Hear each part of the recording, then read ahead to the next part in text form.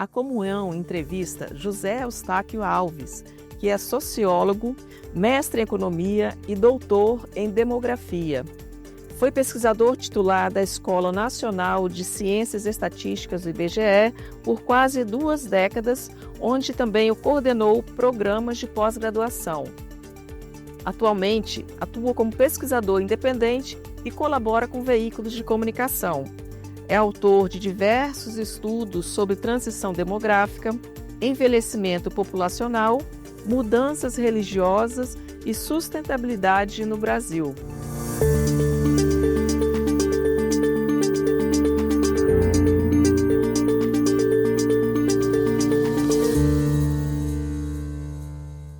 Senhor José Eustáquio, seja muito bem-vindo.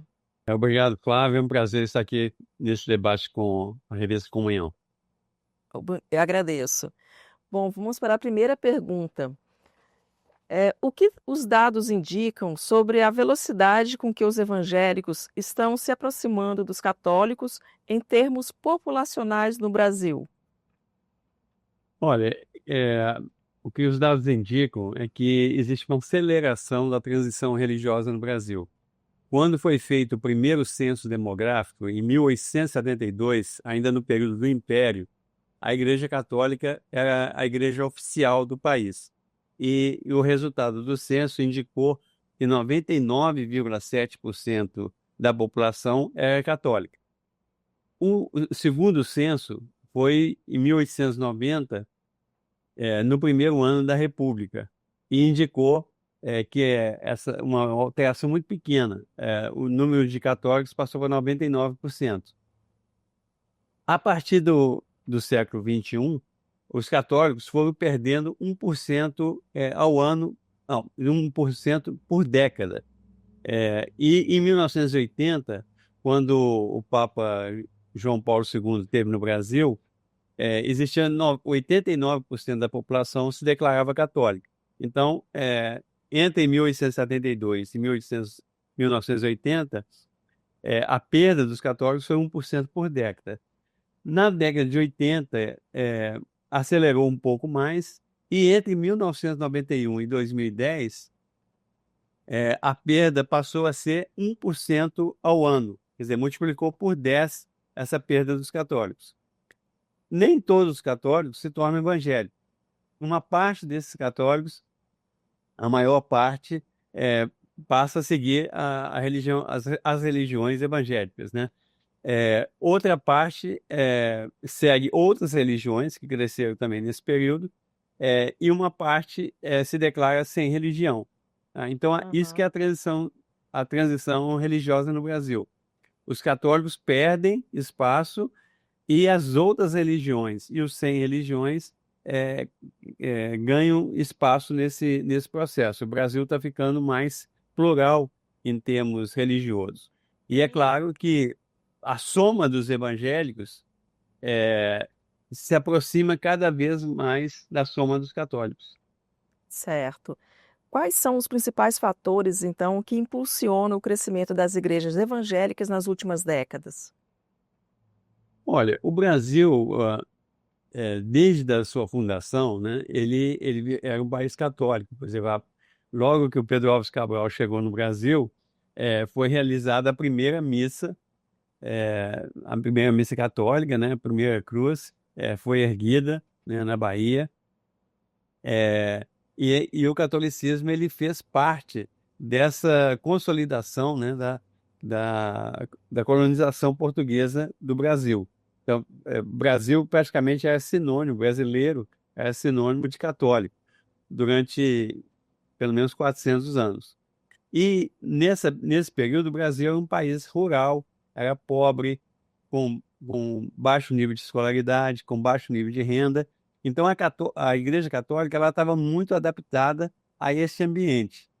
Mas no século XX, o Brasil começou a se tornar um país urbano, né? Até 1970, a maior parte da população era rural, mas a partir de 1970, a população urbana já passou a ser maioria, e no último censo, você tem quase 90% da população urbana. E o que aconteceu? Essa população que veio do mundo rural, né, pro meio urbano, ela, ela não foi acompanhada por uma presença maciça de católicos. Porque a Uhum. Igreja Católica, por exemplo, eu moro no Rio de Janeiro. Você pega o centro do Rio de Janeiro, você tem muitas igrejas católicas. Mas quando você vai para a periferia do Rio de Janeiro e da região metropolitana, né, a presença de igrejas católicas é muito pequena. Então, essa população que veio do rural para o urbano, ela não encontrou mais aquele ambiente que ela estava acostumada no passado. E nesse vácuo, vamos dizer assim, né, da Igreja Católica, as igrejas evangélicas, principalmente, elas souberam atuar, né, nessas periferias e porque tinha uma presença maior, né, de pastores, eh, de, de, de igrejas, né, de templos nessas periferias das grandes cidades e, e ela se aproveitou então vamos dizer Mais assim, próximo, né, da desse população. vácuo, estava mais próximo da população e a mensagem evangélica ela é mais adaptada para esse mundo mais urbano, industrial, mais competitivo, mais de mercado, né? Tem um livro do Max Weber, um grande sociólogo alemão, que mostra que a ética protestante ela tem maior afinidade com o espírito do capitalismo, né? Mais afinidade do que a Igreja Católica. Então, isso favoreceu o crescimento muito rápido das igrejas evangélicas, e de todas as igrejas evangélicas, de um modo geral. E no campo evangélico, qual foi assim o grupo específico que cresceu mais? O grupo que desceu mais foi os pentecostais, né? Os evangélicos tradicionais, chama os evangélicos históricos, né? Eles chegaram no Brasil de acordo com os migrantes, né? Vieram, por exemplo, migrantes alemães, suíços, de outros países também, que eles já eram protestantes na Europa e vieram para o Brasil e continuaram protestantes do Brasil, né? Por exemplo, aqui no Rio de Janeiro, você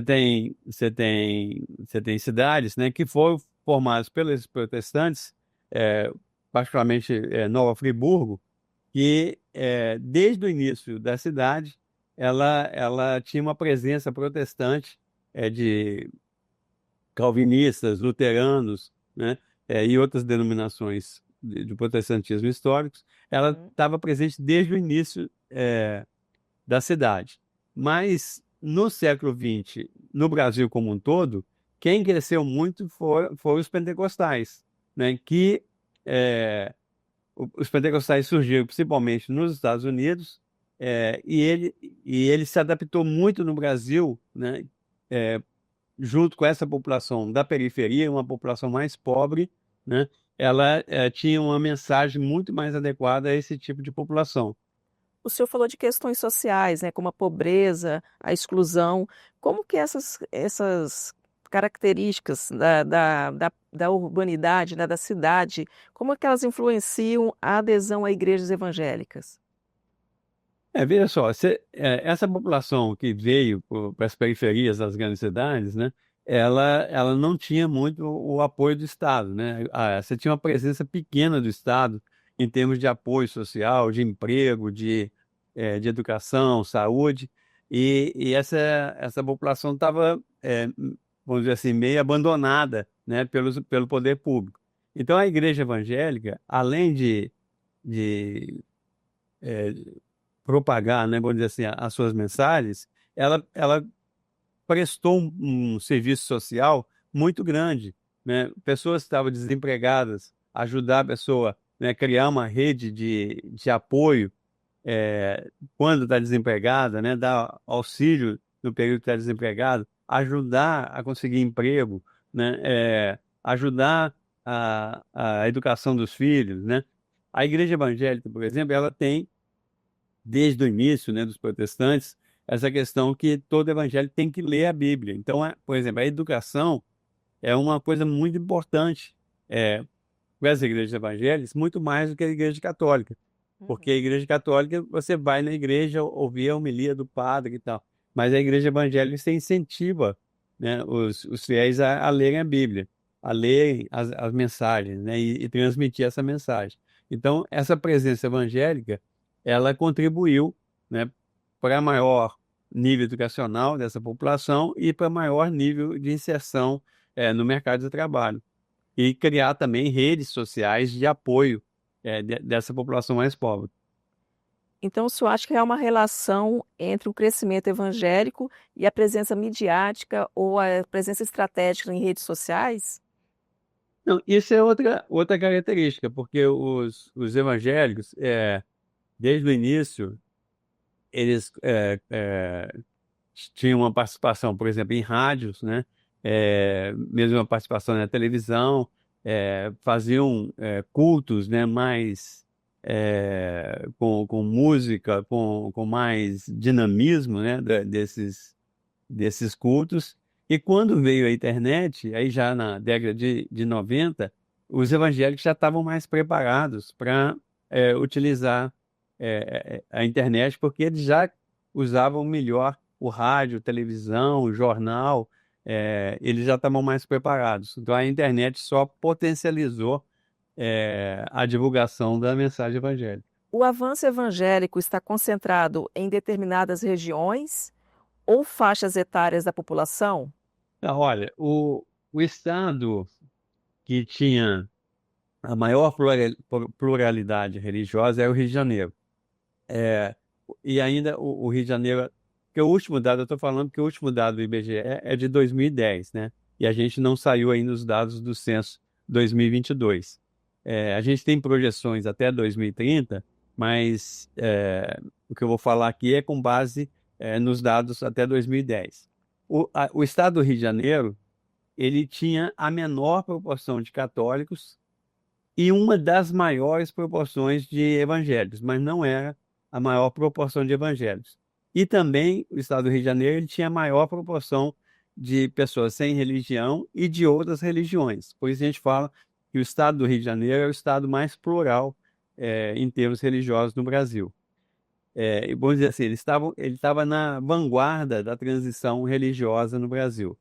Só que nos últimos anos, existem vários indicadores mostrando que os evangélicos cresceram muito no Centro-Oeste e em alguns estados da região Norte, particularmente Rondônia, Roraima, e Acre, né? Então, a concentração maior de evangélicos hoje em dia, os dados do censo vai mostrar melhor como que ficou isso em 2022, mas a gente pode dizer que a força dos evangélicos ele está na região Sudeste, Centro-Oeste e Norte. A região Sul, os católicos têm uma presença muito grande no Paraná, em Santa Catarina, no Rio Grande do Sul. Os evangélicos estão crescendo, mas não na mesma rapidez que cresce, por exemplo, na região Norte. E a região mais católica é o Nordeste, né? Então, o Nordeste é onde, principalmente Piauí, por exemplo, é o estado que tem a maior proporção de católicos e que, vamos dizer assim, os evangélicos estão avançando também, mas estão avançando num ritmo bem mais lento. Inclusive, uma das características do Nordeste que é uma região mais rural, né? Então, como é mais rural, ela é mais adaptada ao catolicismo. Então, essa que é a realidade brasileira hoje. A gente está aguardando aí os resultados do último censo, mas algumas pessoas estão falando que os evangélicos podem ultrapassar o número de católicos. Isso se afirma? Então, eu fiz uma projeção, já tem uns 4, 5 anos que eu fiz essa projeção, com base, como eu te falei, como não tem os dados do censo ainda de 2022, eu utilizei dados sobre o crescimento dos templos, né, tanto católicos como evangélicos, e dados de outras pesquisas, como, por exemplo, do Datafolha, do Latim Barômetro e outras, que mostram que, nos últimos anos, essa aceleração, né, do crescimento evangélico, ela continua, não só até 2010, mas nesses nesse período mais recente. Então, eu fiz uma projeção para calcular quando que os evangélicos iriam passar os católicos. E nessa minha projeção, essa data é em 2032. Quer dizer, por volta de 2032, né? Pode ser, porque tudo depende do que vai acontecer nos próximos anos ainda. Pode ser 2031, 2030 ou 2035, mas por volta, né, de 2032, os evangélicos devem passar os católicos e se constituir o grupo majoritário no Brasil. Certo. Essa diversidade entre os evangélicos, ela representa uma fragmentação ou uma nova forma de organização religiosa no país? Olha, eu acho que isso é uma das vantagens dos evangélicos, porque é o seguinte, se você tem igrejas evangélicas com muitas orientações diferentes, né? E como a sociedade brasileira está cada vez mais diversificada, né? Tem opções, né, sociais nessa população. A igreja evangélica, como ela não tem uma mensagem única, por exemplo, a igreja católica, a igreja católica também tem divergência interna, mas você tem uma estrutura hierárquica muito, muito forte na igreja católica. Então, por exemplo, as missas, né, elas têm um padrão para o Brasil todo, elas têm uma mensagem, né? Você tem a CNBB, que unifica, né, várias ações durante o ano inteiro, e essa mensagem ela é muito parecida para todas as classes sociais, para todas as regiões. A igreja evangélica, não, ela tem igrejas com várias mensagens diferentes, né? Algumas até contraditórias, né? Você tem, por exemplo, eu estou lembrando aqui de uma igreja, por exemplo, Bola de Neve, né? Que ela surgiu com surfista, né? Então, assim, você pega um público específico de surfistas e a igreja tem uma mensagem para aquele público específico, né? Aí você tem vários exemplos, né? A gente pode ficar aqui o dia inteiro citando exemplos de igrejas que têm características próprias, né? E que aí tem igrejas que atraem mais a juventude, tem igrejas que atraem mais a pessoa idosa, tem igrejas que atraem mais mulheres, tem igrejas que atraem mais homens, né? Então, eu entendo o seguinte, que essa pluralidade evangélica, ela acaba favorecendo para que a igreja evangélica atinja públicos diferentes ao longo das várias regiões do Brasil. Ao longo do seu crescimento também, né? Isso. Senhor José Eustáquio, a gente finaliza aqui. A revista Comunhão agradece a sua participação e certamente iremos nos encontrar mais à frente com mais entrevistas. Okay. Tá, okay? Muito obrigada. De nada, um abraço. Um abraço. Para você que está em casa e gostou dessa entrevista e quer acompanhar mais assuntos como esse, basta acessar comunhão.com.br ou seguir-nos nas redes sociais. Curta e compartilhe. Muito obrigada e até a próxima.